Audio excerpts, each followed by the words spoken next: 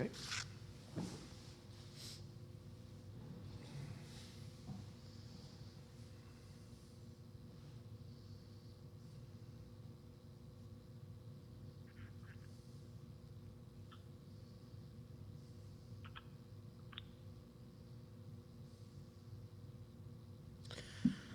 Okay, everyone.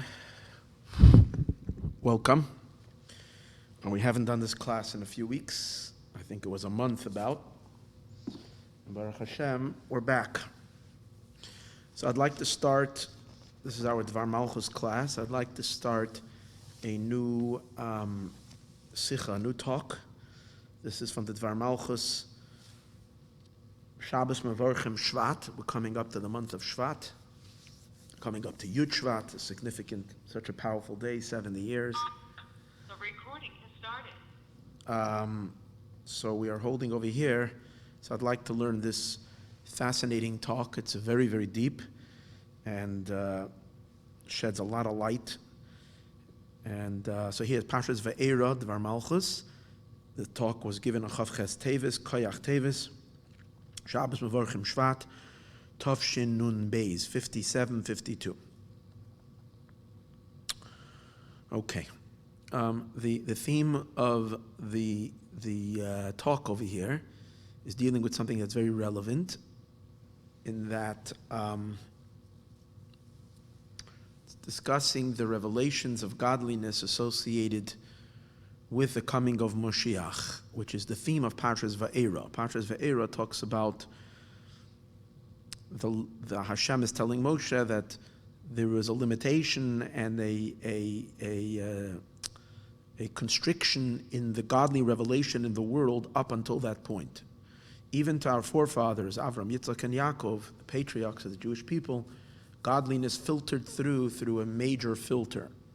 And now Hashem says, I want to expose and reveal to the world and expose an unfiltered, infinite light. That's the idea that I want to reveal my true name, the Tetragrammaton, the Yud Kei Vav Kei, which wasn't revealed until this point, and that is in conjunction with the giving of the Torah.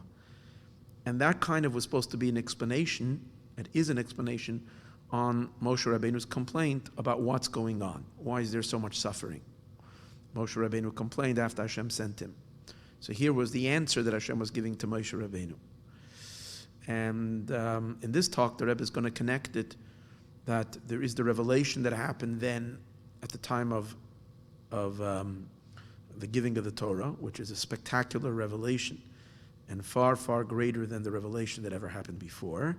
But yet it pales in comparison to the revelation, the deeper revelation of Yud Kei Vav Kei, the inner core of the Yud Kei Vav Kei, which has never been revealed, even by the giving of the Torah, even at Sinai, and that is going to be revealed only after the coming of Moshiach.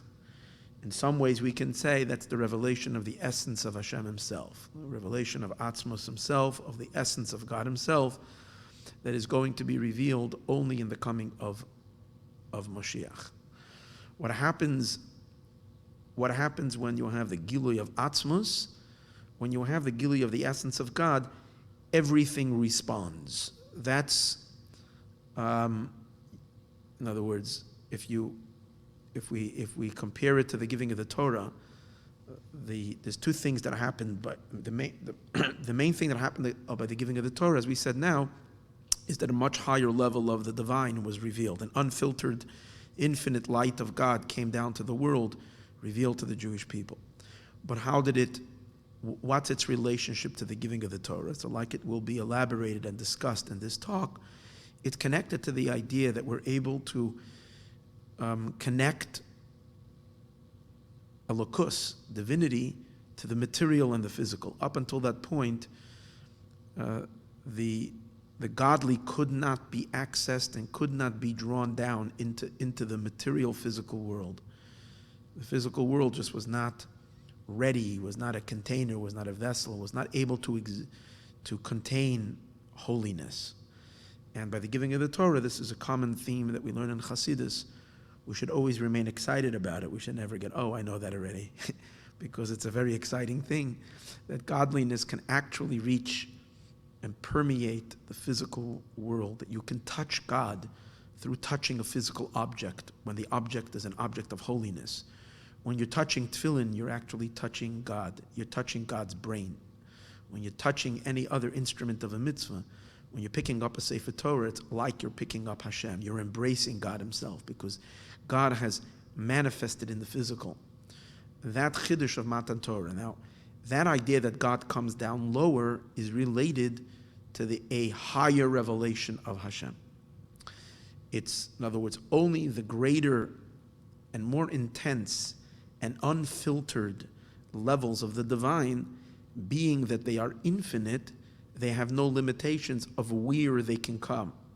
There is no such a thing as no access, that there's no limitation to say that this is too coarse and too low for Hashem to descend into this particular thing. That's because we're dealing with the unlimited powers of God, that you can't restrict him. So when we take a look at the giving of the Torah, we see two things. We see on the one hand what happened. What happened is that we were given the power to make the material physical world holy. That's one thing that happened.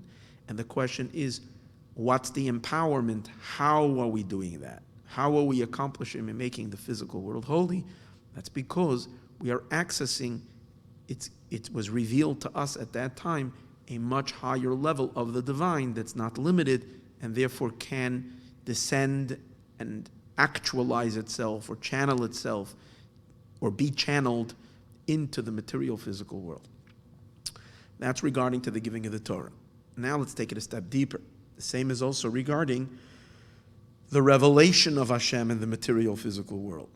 Because even though by the giving of the Torah, God has now made himself available through the materials, through a mitzvah, which we're doing with the physical thing. You don't have to enter into a transcendental state to experience the divine. You can experience and touch God and connect to God in a physical action, through a physical object.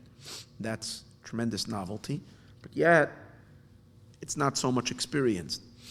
You know God is in the physical through the mitzvah, but you don't see the divinity in the penny that you gave to tzedakah, in the challah that you baked, and you did the mitzvah of challah. You don't see God's presence in that piece of dough, in that piece of bread.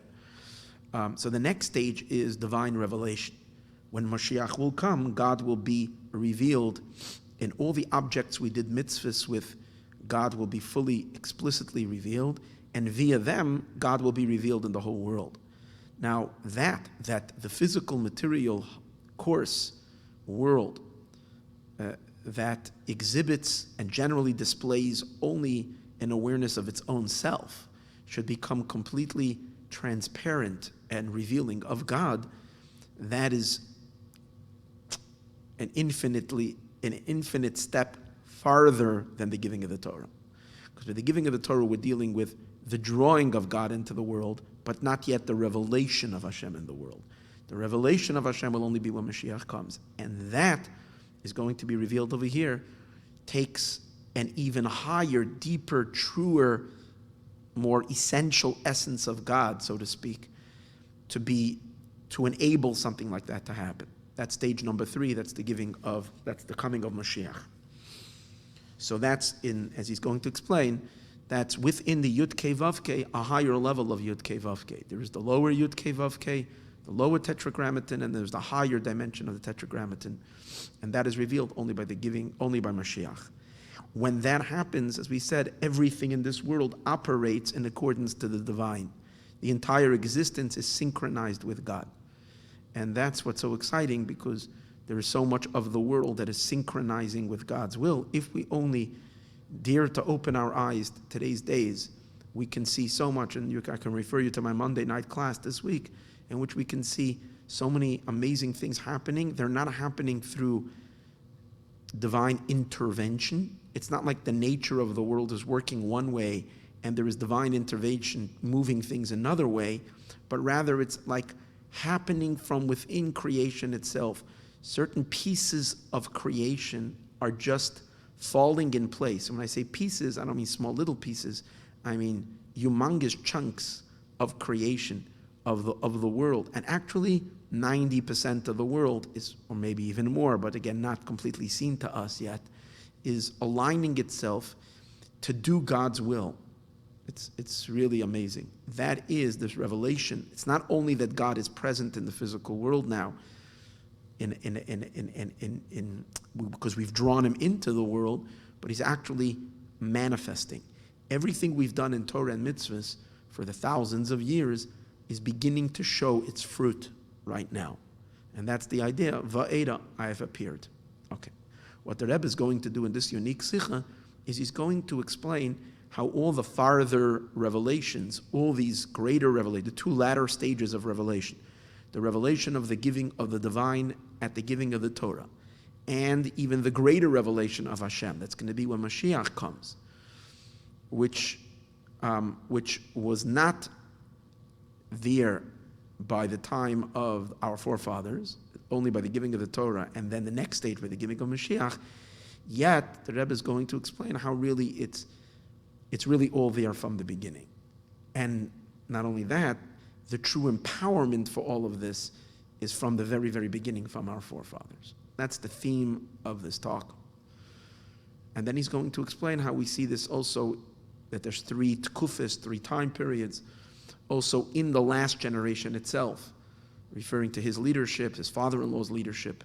Yud Shvat is the Rebbe, the previous Rebbe's yahrzeit, and the inauguration of the Rebbe's leadership. The Rebbe is going to talk about different levels of these three stages. And all this can serve a powerful hachana to Yud Shvat, in which we are all ready and awaiting to celebrate. Okay, so let's begin the talk. He in the pasuk Vaeira Lavram al Yitzchak vel Yaakov. So the story of what it says in Parshas Vaeira is that Moshe Rabbeinu came back in the end of Parshas Shemos. He's complaining to God, how come Hashem sent him? And then Hashem says to him, well, I revealed myself to Avram, Yitzchak, and Yaakov with the name Kel Shakai, which is one of Hashem's name. But my name, Yud Kei Vav Kei, my name Havaya, which is known as the Tetragrammaton, the highest name of Hashem, has not been revealed to them. And then Hashem continues, therefore tell the Jewish people, Ani Hashem, I am God. Now there is the simple interpretation of what Hashem was telling to Moshe, and that is that when Moshe was complaining, there's the simple interpretation and there's the Chassidic interpretation. This talk that the Rebbe is going to give over here is going to focus mainly on the Chassidic interpretation, on the deeper interpretation, not on the simple interpretation, not on the pshat. I'm just going to mention the pshat quickly, briefly. The pshat of this is how this is an answer to Moshe for Moshe's complaints. Is God says the reason I sent you is because I got to make good on my promise. I made promises with one of my names, which is my name of promises. That's the name that I use when I make a promise. But then there is another name of when I keep my promise, when I show my trustworthiness, and that's my name Yud Kei Vav Kei. And I want to reveal that, which means I want to keep my promise. Therefore, I am sending you so that I can keep my promise that I made to the forefathers. That's the simple meaning. It leaves more question than answer, obviously. So now we go to the deeper understanding. The deeper understanding gives a little bit already an insight into all the suffering and the pain that was going on. God is saying what you're experiencing now is birth pangs of a whole new, just like when a woman is giving birth, there is pains, and that pain is it's not a bad pain, it's a good pain, because it's leading into a new life, a new, the mother suffers, but she's happy to suffer this suffering because she knows she's birthing a new birth, a new life in this world. So to God is saying there is a cosmic birth that's taking place, and it's being birthed through the Jewish people. It's being birthed through the Egyptian exile. And what is that? That until now, I only had, as I spoke earlier, a narrow element of my godly light. Even the great communication and revelations that the forefathers, Avram, Yitzchak, and Yaakov, enjoyed and experienced, it was only a narrow glimmer of my light. It wasn't my true being. Now I want to reveal to you my infinite light. And that's the idea of, I revealed myself with Kel Shakai. Shakai comes from the word Shaddai. It is enough, which represents a certain limitation.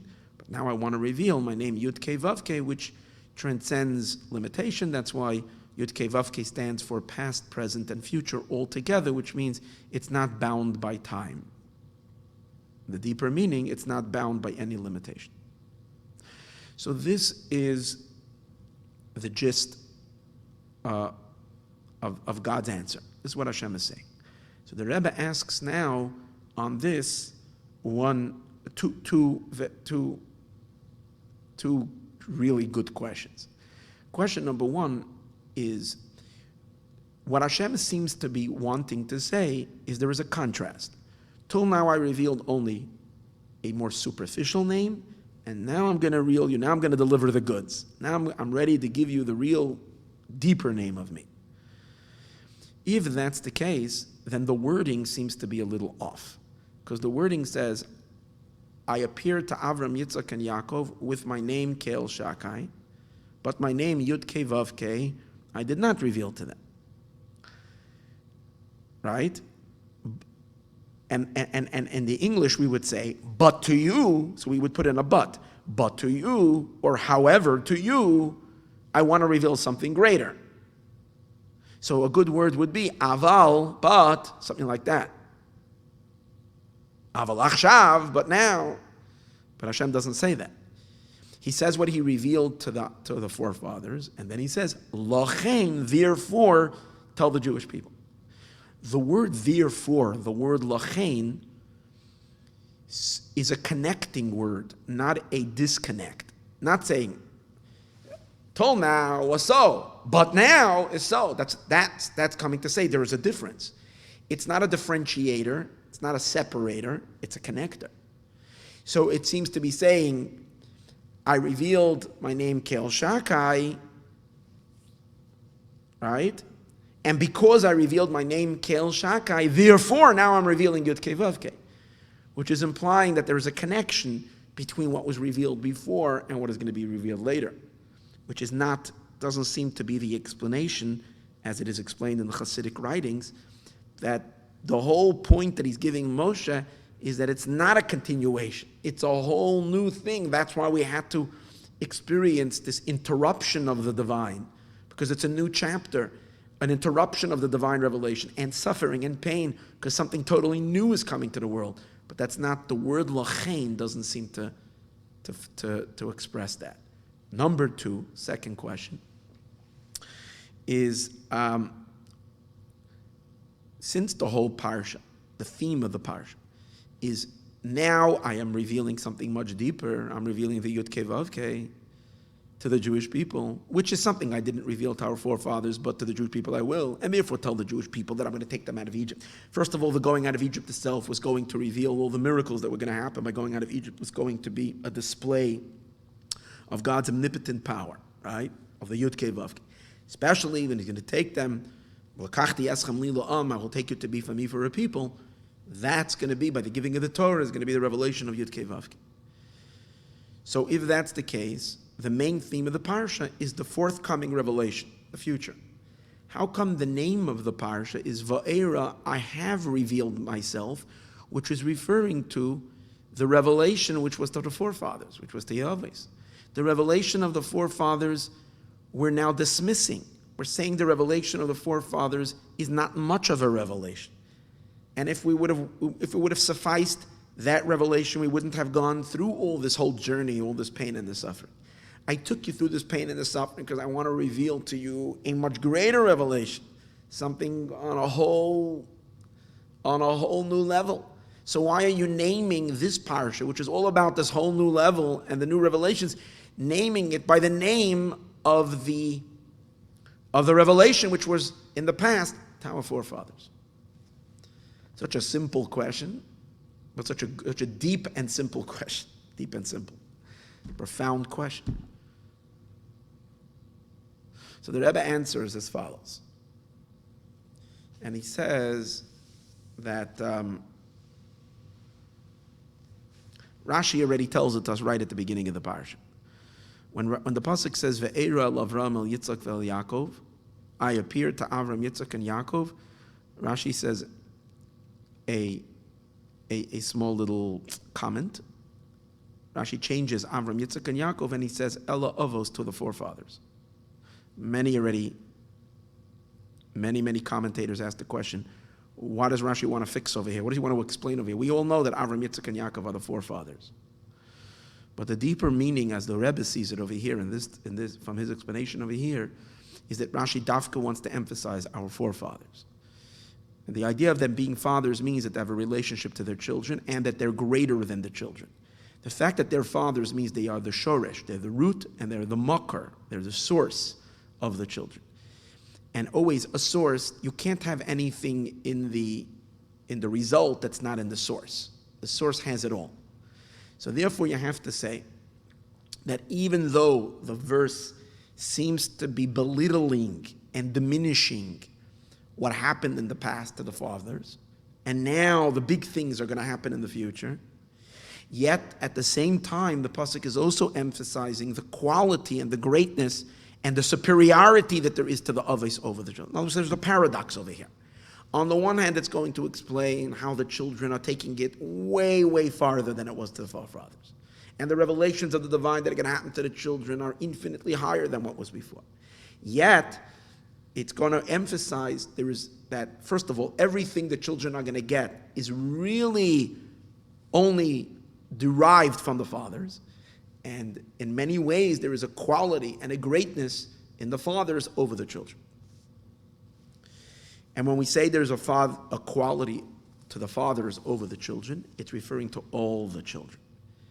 Even Moshe Rabbeinu, who is the greatest human being ever to live, he was the communicator between the Eibishter and the Jewish people, till Mashiach, right?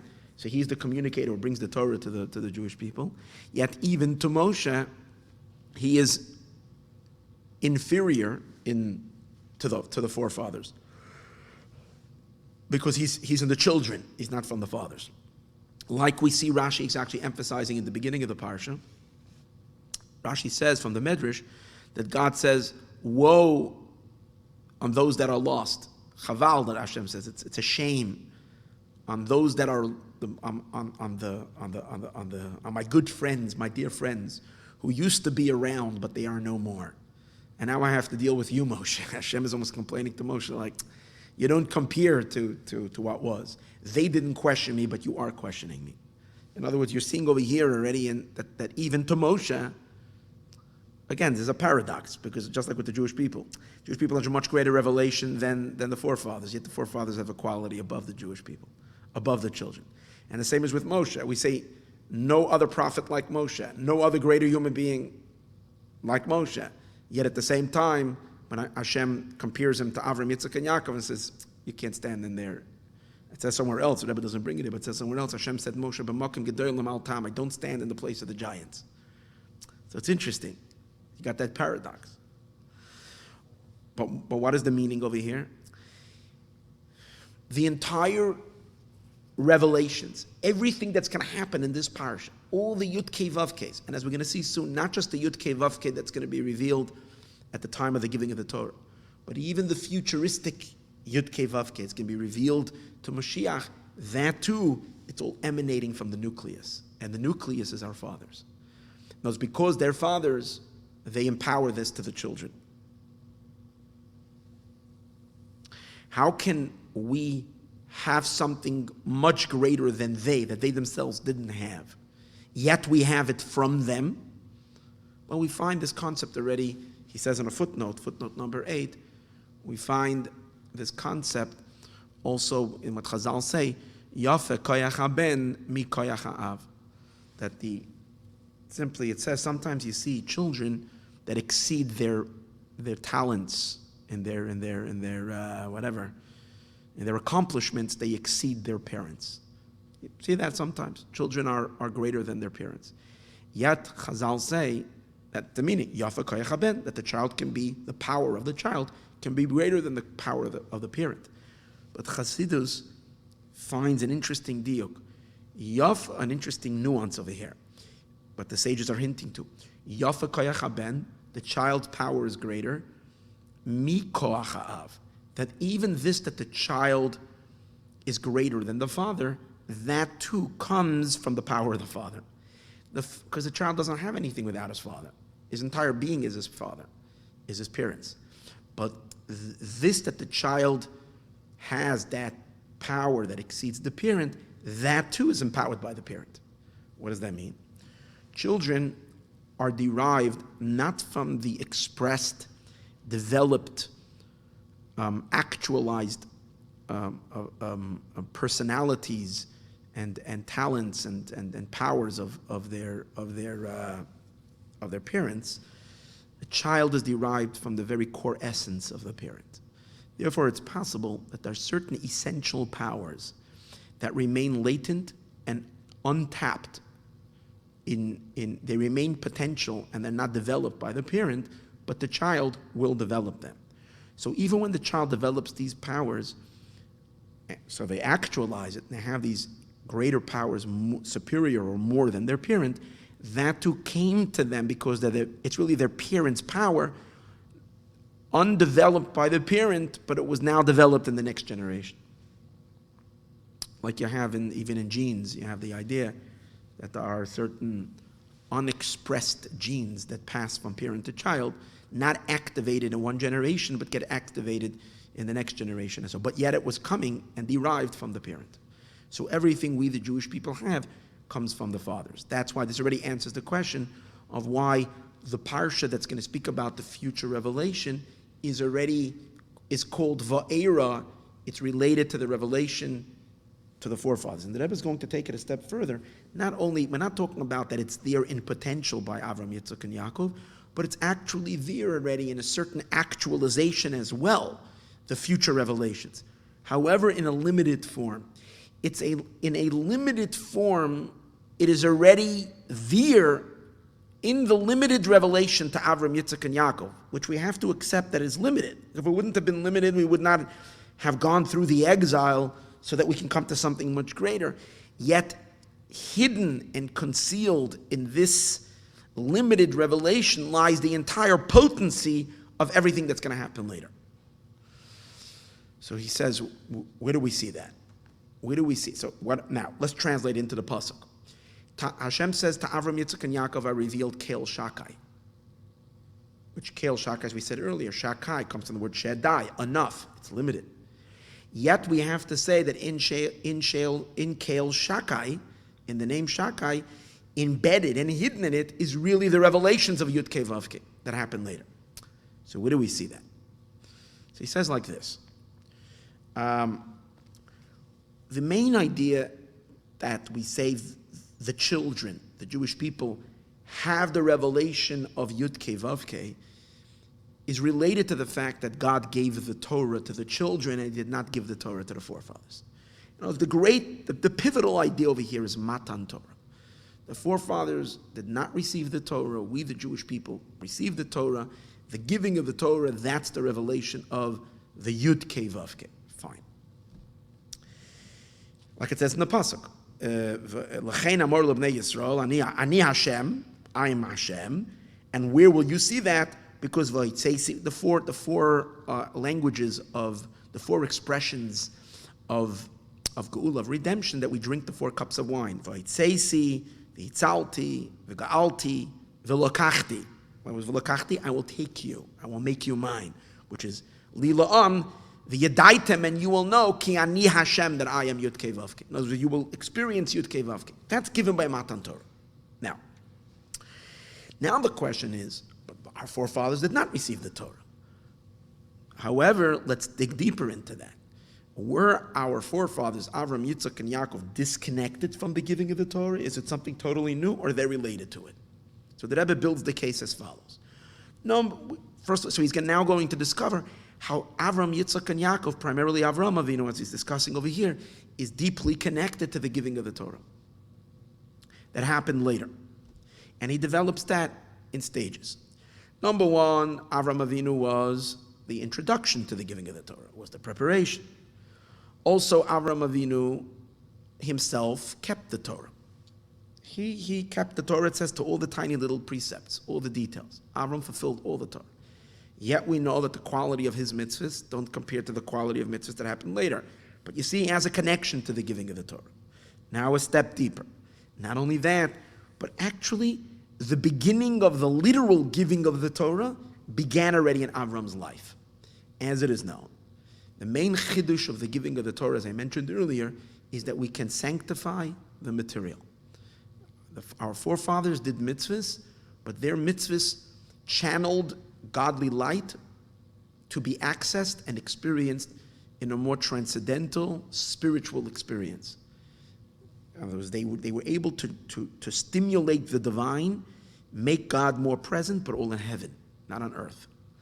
The giving of the Torah enables each and every one of us, without any preparation. The moment you do a mitzvah, you're bringing God down into something very tangible, physical, and earthy. So that started only by the giving of the Torah. But we see that the initial breakthrough happened already in the days of the forefathers, because we know that Avram Avinu had one mitzvah, which is the mitzvah of circumcision, the mitzvah of milah, in which Avram Avinu was able to blast through the physical and bring the holiness all the way down to his physical body. Because we know that through the bris milah, Avram's physical body became holy, and his body had within it the limb of the milah, which became sanctified with holiness to the point that it was called a chayfetz shel kedusha, an object of holiness.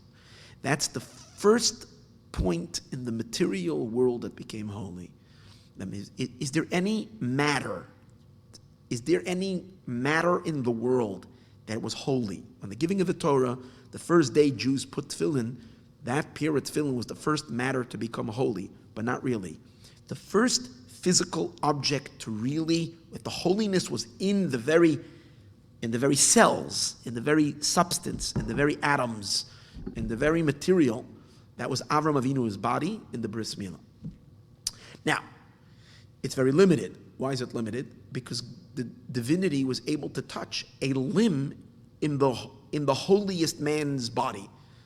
In other words, from the entire world, any other part of the world could not receive holiness. That's why Yaakov Avinu could not bring holiness into the sticks that he put. He says that when Yaakov Avinu was doing his whole workday with the sticks and peeling them and making he was doing the same idea of tefillin, but he couldn't make those sticks holy. Pure tefillin you're not allowed to take into the bathroom. Those sticks you could take into the bathroom. Doesn't have holiness, even though he was drawing with them great powerful lights. So the rest of the world was not able to become holy. But there was a breakthrough. A piece of matter became holy. Avram Avinu's body. And within his body, the bris milah. But the fact, now you'll say, well, Avram Avinu's body is the most refined physicality in the world, because in his entire life he was surrendering his body to God's will. So that brought a certain refinement and a cleansing and so on and so forth. The fact that in his body can become godly, that's not such a novelty, but it is a novelty, because the breakthrough happened already. The infinite, the Eibusht, God, holiness, Hashem, was able to permeate the physical. That means that the giving of the Torah started already. Now, when did God say to Avram Avinu? Oh, by the way, I just want to say one interesting thing. He points out that even though it was only one nekuda in Avram's body, again, it was only one point in this world that became holy. From the entire globe, one physical, small, tiny part of the world became holy.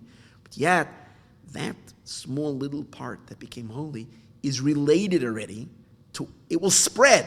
And eventually this Kedusha will spread into the entire world. And you actually see it in the story. Where do you see it? That it's not just, it's Avram Avinu's body, he became holy, unrelated to the rest of the world. No, that from there it will empower the rest of the world. Because Avram Avinu's bris milah, which where do we see it was holy, was because he told Eliezer, when Eliezer had to make an oath, he told Eliezer, and when you make an oath, you're supposed to take hold of something holy. So Avram told Eliezer, Simna Yotcha Tachas Yerechi, which was the idea that he was supposed to make a oath by Avram's milah. So what is the idea? The Rebbe says an amazing thing. It's related to, what was Eliezer's oath? Avram made an oath upon Eliezer. What was the oath all about? The oath that was made on Eliezer was that Eliezer was now going to facilitate the shidduch of Yitzchak and Rivka. So when we learn Chassidus, we know, anybody that studies knows that the marriage of Yitzchak and Rivka represents the concept of the giving of the Torah. Rivka represents the material world. Yitzchak represents the epitome of holiness. The bringing together of Yitzchak and Rivka is the idea of a mitzvah in which you take supreme godliness and you attach it to something physical. The fact that Rivka, who was barely 3 years old, living in a home that had zero refinement, a home that was so lowly and dark, she was plucked out of that darkness, and instantly, in 2 days, she was married, 3 days, I don't know how long it took for her to go back. She was already married to Yitzchak, who was the holiest man ever to live, who was already after the Akedas Yitzchak. These two coming together is the most extreme connection. We discussed this many times. The shidduch of Yitzchak and Rivka is the idea of mitzvahs. Since Avram Avinu's bris milah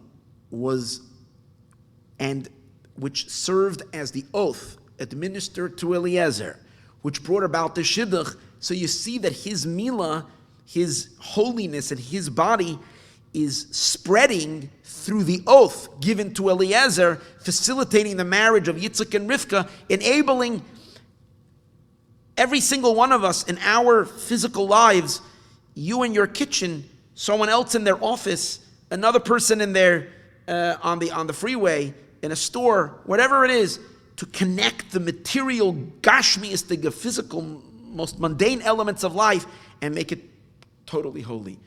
It's connected from Avram's bris to Eliezer, to the marriage of Yitzchak and Rivka, through that to the entire world. That's the channel. Another idea that he mentions is the fact that it was Eliezer, which we know Eliezer is considered cursed. He was a grandson, he was from the descendants of Chum. Chum was cursed. The fact that Eliezer was able to be instrumental in bringing about this great godly fusion, someone who was cursed. What does cursed mean? Cursed means opposite of a channel for the divine, a disconnector. What did Chum do? A sin is a disconnect. Chum's curse represents that this is a people of disconnect, not of a people of that facilitate a higher connection between Hashem and the world. Yet Avram's bris milah and the oath that he did was enabling a cursed person, someone who is so far off that he is converted to become an ally, a foe, an enemy, even though Eliezer himself never exhibited ideas of being an enemy. But what he represents is a darkness, and that darkness is converted to light. The idea, so you see how Avram's bris milah is having such impact in the material of the world, enabling Matan Torah. Now, when did Hashem reveal himself to Avram Avinu with his name Kel Shakai? When was that revelation? The name Kel Shakai was revealed to Avram Avinu at the time of the bris milah. That's when Hashem revealed himself to Avram Avinu with the name Kel Shakai. Since bris milah. So it was a new revelation to Avram that wasn't there till then. That's when Hashem. And since bris milah is the beginning of Matan Torah, it's the beginning of the giving of the Torah, so that leads us to the conclusion that Kel Shakai is not a limited revelation. That's externally. Internally, in Kel Shakai, you have the potency of Yud Kei Vav Kei. And the Rebbe actually shows in the footnote number 24 how you see that Kel Shakai itself, even though externally it seems to be this a manifesting within borders and boundaries, Shaddai, enough, yet there is Pnimius in Kel Shakai. He says, Chazal say there's 3 interpretations in the word Kel Shakai. One interpretation of Shakai is that Shakai means that I am the God who said to my world, die enough. Shamarti lo'ilami, die. When God created the world, he set boundaries. Die enough. A second interpretation is, I am God, that I have enough supply that I can supply for all my creations. Shaddai be'elukusi. There is enough energy. Don't be afraid that, that I will ever run out of sustaining power, that I will, my tank is empty. I have enough to supply all of creation forever and ever. Shaddai then means enough. Then there's a third interpretation of the word Shaddai, that the world and everything that it has, die can never contain me. In other words, I'm too much for them. That the worlds are not die. The world and everything can ever contain me. Three interpretations in die. So the Rebbe says these are three levels in Shakai. Let's think about it. The word, when I said to the world, enough, that word die means actually limitation. Hashem set boundaries. Shed die, enough, limitation. The second interpretation, I have plenty. Plenty means the opposite of limitation. No matter what you need, I have enough. But the mere fact that you're saying enough means it has a limit, but it's enough. But then there is the next interpretation. The worlds and everything in it cannot contain me. In other words, if I wanted to express myself in the worlds, everything, no matter how, with everything, it's not expressive. I'm way and infinitely beyond that. So there you see that Shakai represents Ein Sof. Especially he adds that hidden in Kel Shakai that was revealed to Avram was even a name beyond Shakai, even Shakai on its highest levels, the Yud Kei Vav Kei, the Tetragrammaton, which is really higher than Shem Shakai. And all of that is revealed, was all revealed to Avram Avinu in the Bris Milah.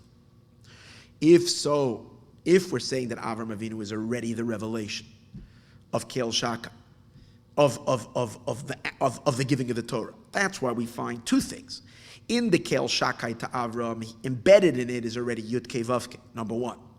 Number two, we find that Avram Avinu was able to make the connection, at least in one part of his body, in one tiny part of the world, between the Ein Sof, between God and the world. If so, why are we saying that? What's the whole big deal that we're saying over here? To the forefathers, I only revealed Kel Shakai, but to the Jewish children, I want to reveal Havaya. So the answer to that is,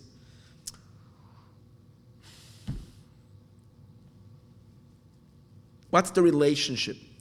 What's the relationship between these two ideas? By the giving of the Torah. What are the two ideas? Idea number one is that holiness can permeate even the material, even the physical world. Idea number two, that by Matan Torah it's revealed the infinity of God, Yud Kei Vav Kei, a higher level of the divine. How are the two related? So we explained earlier. It's because it's an unlimited power of God. That's the reason why it has no barriers. It can come everywhere. It can come into this world. It can even permeate the physical. Therefore, the Rebbe says, so when it comes to Avram Avinu's Bris Milah, and that he was able to draw godliness into his physical body, but yet it was only his physical body, which means only the holiest body in the world became holy.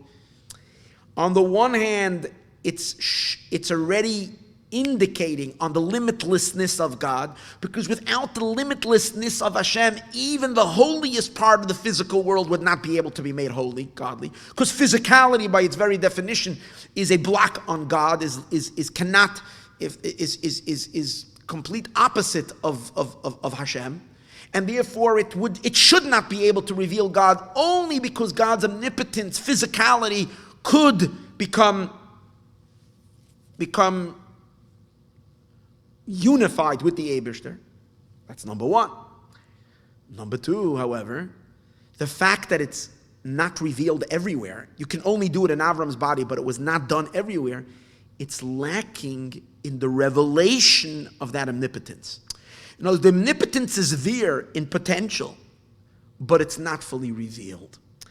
That means, what that really means is the omnipotence of God was already activated by Avram Avinu, but not the revelation of that omnipotence.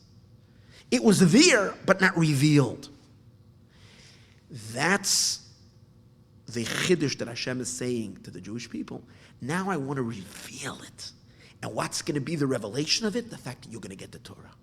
The fact that you're going to be able to be in San Francisco and meet a Jew over there and put on tefillin and make the streets of San Francisco holy, not just Avram Avinu. Make the whole entire world holy, everywhere. Every place, and that's the revelation of what was revealed already to Avram Avinu. And that's the reason why when Hashem says that I have not revealed to Avram, it doesn't say, the pasuk doesn't say, I didn't reveal, I'm sorry, I didn't reveal. It says, what is the lashon over there? V'shmi havaya, my name, Yud-Kei Vav-Kei, Loi noidati. Noidati means I have not become known. And Rashi says it means Loi nikarti, I haven't become recognized. It's here, but it hasn't been recognized. To recognize it will only be by the giving of the Torah. Okay. We're going to stop over here. And Bez Hashem, next week we'll continue how the Rebbe takes this deeper and further and relating to Mashiach, that the ultimate revelation, like I spoke earlier, even though godliness is now present everywhere, it's not revealed everywhere. The fact that and that itself shows on a limitation. So therefore, the real depth of Yud-Kei Vav-Kei is only going to be revealed not only when God is everywhere, meaning essentially everywhere, but that He's actually revealed everywhere in a literal, tangible way, which is going to be only with Mashiach. And that too is related to our forefathers. Avram, Bez Hashem, we shall continue next week on Wednesday night. All the best.